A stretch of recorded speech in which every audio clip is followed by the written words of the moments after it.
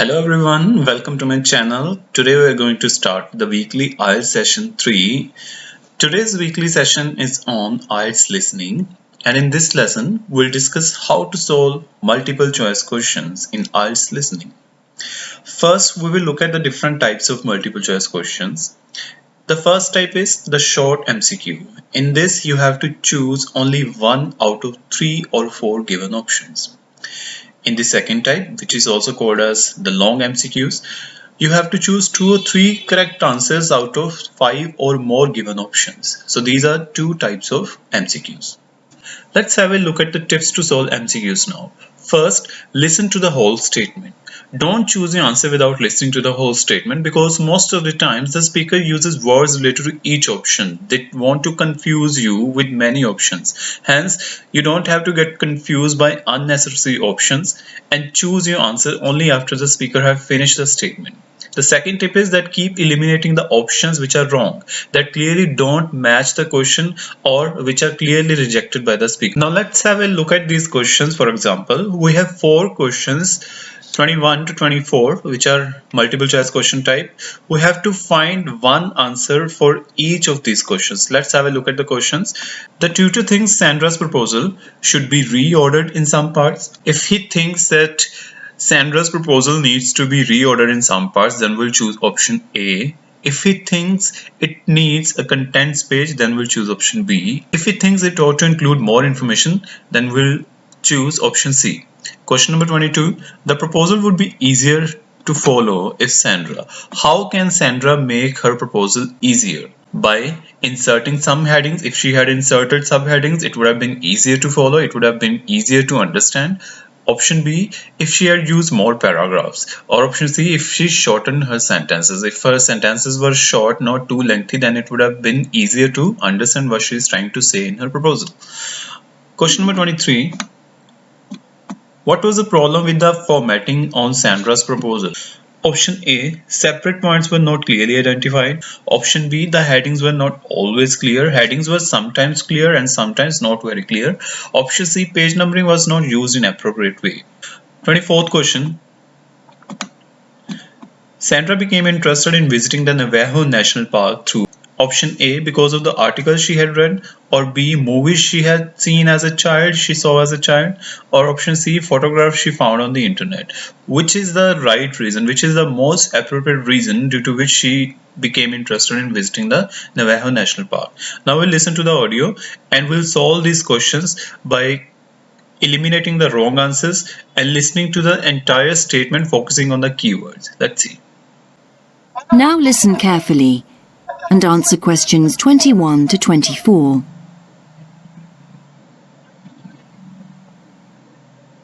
Right, Sandra. You wanted to see me to get some feedback on your group's proposal, the one you're submitting for the Geography Society field trip competition. I've had a look through your proposal, and I think it's a really good choice. In fact, I only have a few things to say about it, but even in an outline document like this, you really have to be careful to avoid typos and problems with layout in the proposal, and even in the contents page. So read it through carefully before submitting it, okay? Now see, the tutor said in a proposal like this, you have to be very careful about the typos and errors of the layout, even in the contents page. Tutor is saying that she needs to be careful about the layout, even in the contents page. Here they have mentioned the word contents page, but the statement says it needs a contents page. No, the tutor is saying that the contents page also need the proper layout, which means the contents page is already there, but its layout is not appropriate.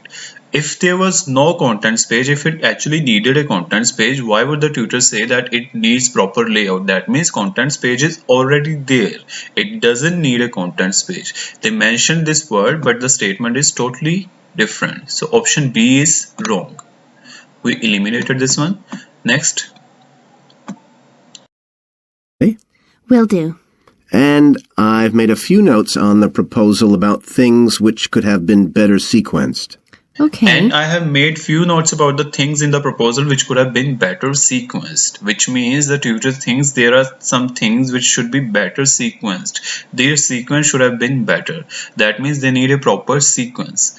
Now, here is a keyword. Option A, reordered in some parts. That means for some things the sequence is not appropriate. So the correct option is A. First he used some words related to option B, but that was not the correct answer. Correct answer is A. Now coming to question number 22, the proposal would be easier to follow. How can Sandra make her proposal easier to understand? Let's see. As for the writing itself, I've annotated the proposal as and where I thought it could be improved. Generally speaking, I feel you've often used complex structures and long sentences for the sake of it, and as a consequence, although your paragraphing and inclusion of subheadings help, Now, here the tutor is saying, although your paragraphing and inclusion of subheadings help. That means your paragraphing is appropriate, which means it is not difficult, it is not wrong, and subheadings help. Subheadings are also good, which means this is not the correct answer. We have clearly eliminated two options here. We are left with only one option. Let's confirm this one. it's quite hard to follow your train of thought at times. Oh, So, cut them down a bit, can you? really? Yes, and The tutor said it's quite hard to follow your train of thoughts at times. Cut them down a little bit. Can you? The tutor is asking Sandra to cut down the length of her sentences because sometimes it is not easy to follow what she's trying to say. It is not easy to follow her train of thoughts, which means option C is correct. Now see, they tried to confuse us with two options first, option B and option A, because they use the word paragraphing and subheadings. Most of the students would think that either paragraph option or headings option is correct. No, these are clearly wrong. Option C is correct. Now come to question number 23. What was the problem with the formatting on Sandra's proposal? Let's see. and don't forget simple formatting like numbering. Didn't I use page numbers? I didn't mean that. Look, you've remembered to include headers and footers, which Sandra asked, didn't I use page numbers? The tutor said, I didn't mean that, which means page numbering is fine. So this option is wrong. Next. is good, but listing ideas clearly is important. Number them or use bullet points. But listing idea clearly is important. Number them or use bullet points. The ideas were not clearly separated. They were not clearly identified. They were not clearly listed down. So option A would be correct. Question number 24. Sandra became interested in visiting the Navajo National Park through. How did she generate the interest in visiting Navajo National Park? Let's see. Which is even clearer. Then you'll focus the reader on your main points. I thought your suggestion to go to the Navajo Tribal Park was a very good idea. Oh, I've always wanted to go there. My father was a great fan of cowboy films and the Wild West, so I was subjected to seeing all the epics, many of which were shot there. As a consequence, it feels very familiar to me, and it's awesome, both geographically and visually. So it's somewhere I've always wanted to visit. The subsequent research I did and the online photographs made me even keener.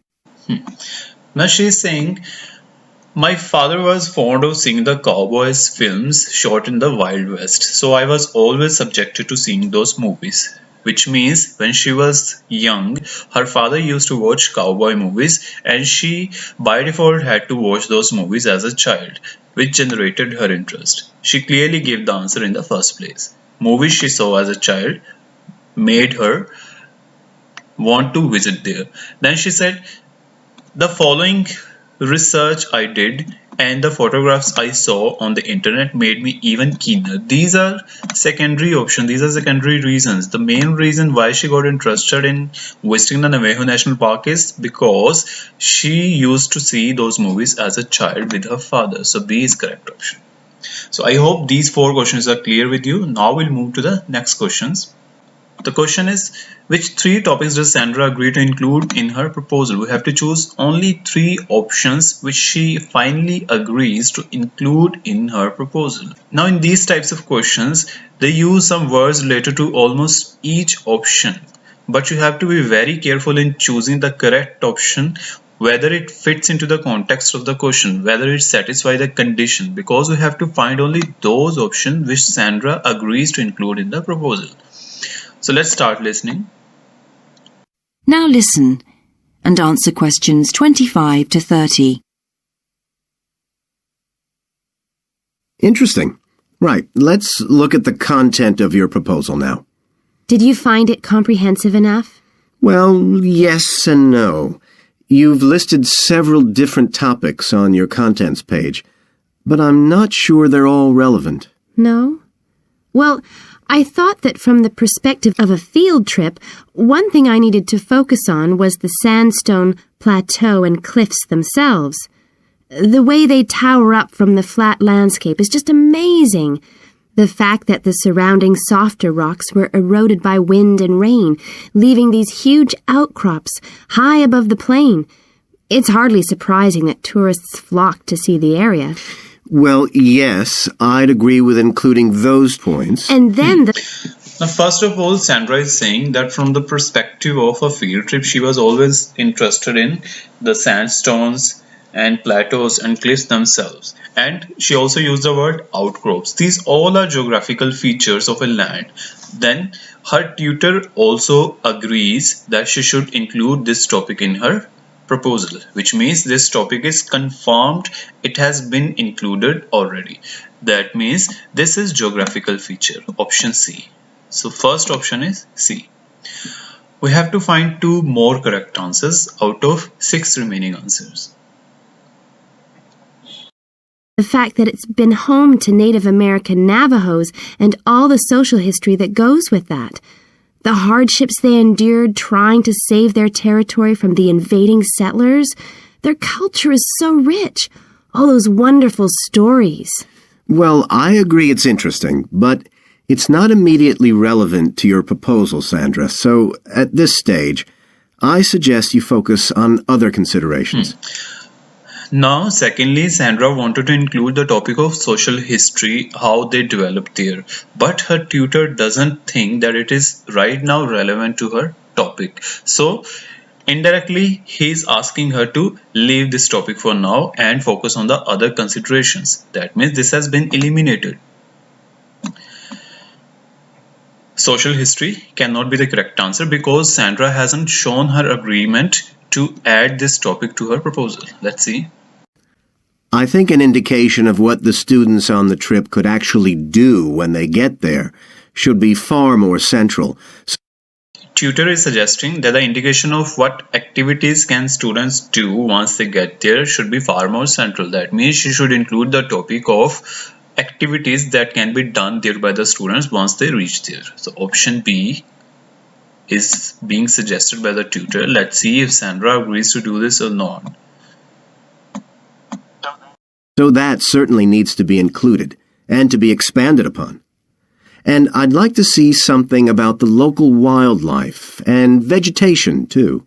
Not that I imagine there's much to see. Presumably the tourist invasion hasn't helped. Okay, I'll do some work on those two areas as well. Then the tutor said the local wildlife and vegetation. Wildlife is animal life, vegetation is plant life. He suggested this topic. He doesn't think that the tourism has had an impact on the local area, so he is clearly asking Sandra to eliminate option D. At last, Sandra said that she would include those two topics as well, which were later on suggested by the tutor, option B and option F. That means three correct options are B, C and F. So guys, I hope now it is clear with you that how to solve long MCQs and simple MCQs in IELTS listening. Thank you so much for watching this video. Please don't forget to like and share my video with others, and also please subscribe to my channel. If you have any query related to IELTS or joining my classes, feel free to call me or WhatsApp me on the given number. Thank you so much.